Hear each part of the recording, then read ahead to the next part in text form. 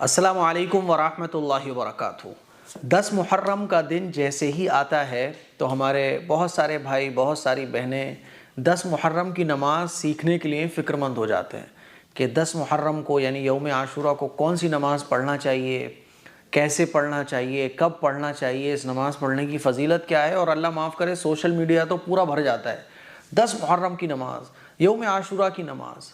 اور ہمارے مسلمان بھائیوں کا بہنوں کا حال یہ ہوتا ہے کہ صبح فجر کی نماز نہیں پڑھی ہوتی ہے، ظہر کی نماز نہیں پڑھی ہوتی ہے، 5 وقت کی نمازوں کی کوئی فکر نہیں ہوتی ہے، لیکن 10 محرم کی نماز، یوم عاشورہ کی نماز، تو کچھ ضروری باتیں آپ لوگوں کو سمجھنا ضرور چاہیے۔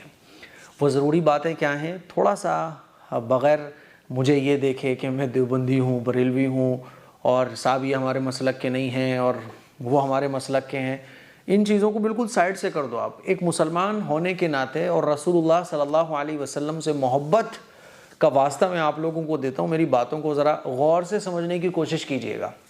دیکھو، ہمارے نبی نے جتنی بھی چیزیں بیان فرمائی ہیں تو 1400 سال پہلے دین مکمل ہو گیا۔ قرآن مجید میں اللہ تعالیٰ ارشاد فرماتا ہے الیوم اکملت لکم دینکم، کہ آج ہم نے دین کو مکمل کر دیا۔ اور ایک دوسری جگہ اللہ تعالیٰ قرآن مجید میں ارشاد فرماتا ہے وما آتاکم الرسول فخذوہ وما نہاکم عنہ فانتہوا، کہ جو پیغمبر دیں اس کو لے لو اور جن چیزوں سے پیغمبر روکیں ان سے رک جاؤ۔ تو دین جو ہے وہ 1400 سال پہلے مکمل ہو گیا۔ دین وہی ہے جو رسول اللہ صلی اللہ علیہ وسلم نے بیان فرمایا، صحابہ اکرام نے اس پر عمل کیا، پھر تابعین، تبع تابعین، بزرگان دین نے ان چیزوں پر عمل کیا۔ دین اسی کا نام ہے نا، اور اصلی نقلی کی پہچان کرنے کا طریقہ بھی یہی ہے نا۔ اب آپ ذرا غور کیجئے میری ان تمام باتوں کو، جب آپ سمجھ گئے اب ذرا غور کیجئے۔ دیکھیے، ہمارے نبی نے تہجد کی نماز بتائی، ہمارے نبی نے فجر کی نماز، 5 وقتی کی جو نمازیں ہمارے اوپر فرض ہیں اس کو بیان فرمایا۔ اشراق کی نماز ہمارے نبی نے بتائی، اوابین کی، چاشت کی، ہے نا، صلاۃ التوبہ کی، صلاۃ الحاجت کی، ہے نا، اور صلاۃ التسبیح کی، ہے نا، اور کون سی استخارے کی نماز ہمارے نبی نے بتائی۔ تو جتنی بھی نمازیں ہیں وہ ساری کی ساری ہمارے نبی نے بیان فرمائی اور صحابہ نے اس پر عمل بھی کیا۔ لیکن جب 10 محرم کی نماز کا جو ذکر آتا ہے نا لوگوں کے بیچ میں، 10 محرم کی نماز، یوم عاشورہ کی نماز، تو پوری حدیث کی جو کتابیں ہیں بڑی بڑی، پوری ہسٹری آپ حضور علیہ الصلوۃ والسلام کی پڑھ لو، صحابہ اکرام کو پوری لائف کو پڑھ لو، تابعین، تبع تابعین اور بڑے بڑے بزرگوں کی آپ لائف کو پڑھ لو، آپ کو دور دور تک ایسی کوئی نماز جو 10 محرم کی خاص ہو، ایسی کوئی نماز رسول اللہ صلی اللہ علیہ وسلم سے ثابت نہیں ہے۔ اسی لیے میرے عزیز بھائیوں، میری بہنوں، 10 محرم کی کوئی خاص نماز سمجھ کر پڑھنا یہ بدعت ہے۔ اور بدعت کے بارے میں رسول اللہ صلی اللہ علیہ وسلم کا ارشاد ہے کل بدعت ضلالہ، کہ ہر بدعت گمراہی ہے۔ دین کے اندر جو نئی چیز ہے نا وہ گمراہی ہے۔ نئی چیز کس کو کہتے ہیں؟ کہ جو حضور علیہ الصلوۃ والسلام سے ثابت نہ ہو اس کو بنا کر دین سمجھ کے عمل کرنا۔ بات سمجھ آ رہی ہے؟ تو اسی لیے میں آپ لوگوں سے گزارش کرنا چاہتا ہوں کہ 10 محرم کی کوئی بھی خاص نماز نہیں ہوتی ہے۔ ہاں، ویسے ہی آپ نفل پڑھنا چاہو پڑھ لو، تھوڑی سی نیت چینج ہونے سے وہی نفلیں آپ کی بدعت بھی بن جائیں گی۔ مثال کے طور پہ آپ 10 محرم کی نماز سمجھ کر پڑھ رہے ہو، 4 رکعت، 6 رکعت، تو یہ بدعت ہے۔ ویسے تو نارمل آپ نفل نماز جتنی چاہو اتنی پڑھ سکتے ہو۔ اس کا نقصان سب سے بڑا کیا ہوگا؟ بعض لوگ کہیں گے ارے بھائی مفتی صاحب اس میں حرج ہی کیا ہے، نماز ہی تو پڑھی جا رہی ہے۔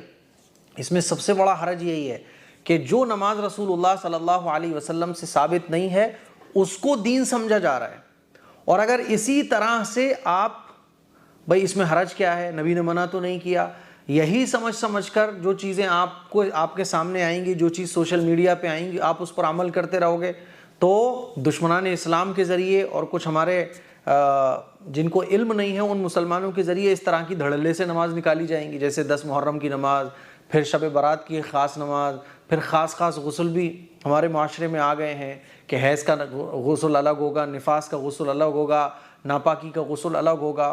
اسی طرح سے 10 محرم کی نماز یہ ہے اور 10 محرم کا غسل یہ ہے، شب برات کا غسل یہ ہے، شب برات کی نماز یہ ہے۔ تو اس طرح سے اگر دیکھا جائے کہ اللہ کے نبی نے منع تو نہیں کیا، ارے میرے بھائی نبی نے کہہ تو دیا کہ دین کے اندر ہر بات بدعت ہے اور ہر بدعت گمراہی تک پہنچانے والی ہے۔ بدعت جو ہے انسان کو جہنم تک لے جاتی ہے۔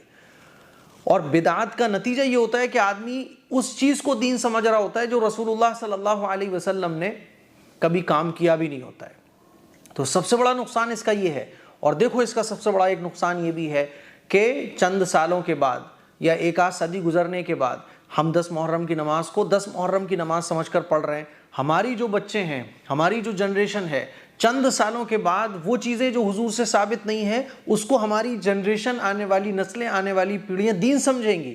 اور جو چیزیں رسول اللہ صلی اللہ علیہ وسلم سے ثابت ہیں وہ ان کو اتنی اہمیت نہیں دی جائے گی. اسی لیے آپ دیکھیں کہ 10 محرم کو وہ چیزیں جو حضور سے ثابت ہیں, 10 محرم کا روزہ, 5 وقت کی نمازیں, تہجد کی نماز, اور وہ چیزیں جو سنت ہیں جن پر حضرت حسین رضی اللہ تعالیٰ نے عمل کیا, ان چیزوں کو ہم اتنی اہمیت نہیں دیتے. اور جو چیزیں ہماری بنائی ہوئی ہیں, یا حسین والی نعتیں, قوالیاں, دھوم دھڑاکا, لائٹیں, بڑے بڑے تعزیے, ہے نا, ان کو ہم کتنی اہمیت دیتے ہیں. یہی نقصان ہے. میرے عزیز بھائیوں, 10 محرم کی کوئی بھی خاص نماز حضور علیہ الصلوۃ والسلام سے ثابت نہیں ہے. اسی لیے آپ ویسے ہی نفل نماز پڑھنا چاہو تو آپ کبھی بھی پڑھ سکتے ہو, لیکن 10 محرم کی نماز خاص سمجھ کے پڑھنا یہ بالکل بھی درست نہیں ہے. اسی لیے 10 محرم کی کوئی خاص نماز نہیں ہوتی. اگر ہوتی تو حضور جب اوابین بتا رہے ہیں, چاشت بتا رہے ہیں, اشراق بتا رہے ہیں, تہجد بتا رہے ہیں, صلاۃ التوبہ بتا رہے ہیں, ساری نمازیں حضور نے بیان فرمائی, تو کیا حضور اس کو نہیں بتاتے کہ بھئی 10 محرم کی بھی ایک نماز ہے؟ اور صحابہ اکرام کے اس نماز کو نہیں پڑھتے؟ صحابہ اکرام سے تو زیادہ دین سے محبت رکھنے والے ہم نہیں ہیں نا. تو کیا صحابہ اکرام کو سمجھ نہیں آئی یہ نماز کے 10 محرم کو ایک نماز پڑھنا چاہیے؟ حضرت حسین رضی اللہ تعالیٰ عنہ کے بعد جو ان کی اولاد ہے, حضرت زین العابدین ہیں, کیا ان لوگوں کو یہ نمازیں سمجھ نہیں آئی؟ بزرگان دین کو نہیں آئی؟ اسی لیے میں آپ لوگوں سے کہنا چاہتا ہوں کہ اگر ہم نے صحیح غلط میں فرق نہیں کیا تو آنے والے کچھ سالوں میں پھر جو دین نہیں ہے اس کو ہماری جنریشن دین سمجھے گی, اور جو دین ہے اس کو لوگ بھول جائیں گے, جیسا کہ آج کل آپ دیکھ سکتے ہیں. اسی لیے میری آپ لوگوں سے گزارش ہے, روزہ رکھیے, 5 وقت کی نمازیں پڑھیے, تہجد پڑھیے. نارمل آپ نفل نماز پڑھنا چاہو تو 10 محرم کو پورے دن میں آپ جتنی نفل نماز چاہو اتنی نفل نمازیں پڑھ سکتے ہو, کوئی منع نہیں ہے. لیکن 10 محرم کی نیت سے اگر آپ پڑھو گے تو پھر اس طرح کی کوئی نماز نہیں ہے. ایک مثال میں آپ لوگوں کو اور دے کر سمجھاتا ہوں. لوگ کہیں گے ارے بھائی اگر 10 محرم کی کوئی نماز پڑھ بھی لے تو اس میں تو صورتیں ہی زیادہ پڑھی جا رہی ہیں, سجدے بھی زیادہ ہو رہے ہیں, ثواب بھی زیادہ ملے گا, تو اس میں گناہ کیسے مل جائے گا؟ تو ایک مثال میں آپ کو دے کے سمجھاتا ہوں. دیکھو ظہر کی نماز میں 4 رکعت فرض ہوتے ہیں. 4 رکعت ہوتے ہیں نہیں ہوتے؟ امام صاحب 4 رکعت کے بجائے 5 رکعت پڑھا دیں یا 6 رکعت پڑھا دیں تو نماز ہو جائے گی؟ آپ بولو گے نہیں ہوگی, نماز دوبارہ پڑھنی پڑے گی, کیونکہ ظہر میں 4 رکعت ہوتی ہیں. تو میں آپ لوگوں سے اگر یہ کہوں کہ 4 رکعت کے بجائے جب 6 رکعت امام صاحب نے پڑھا دی یا کوئی پڑھا دے تو اس میں غلط کیا ہے؟ حضور نے منع کیا ہے کیا؟ اور 4 رکعت کے بعد جب 6 رکعت پڑھی جائیں گی 4 کے بجائے, تو 6 رکعت پڑھی جائیں گی, قرآن بھی زیادہ پڑھا جائے گا, رکوع بھی زیادہ ہوں گے, سجدے بھی زیادہ ہوں گے, اللہ کے سامنے کھڑے ہونا بھی زیادہ ہوگا, تو پھر یہ نماز قبول کیوں نہیں ہوگی؟ تو آپ یہی کہو گے کہ بے وقوف آدمی, حضور نے 4 ہی پڑھی ہیں.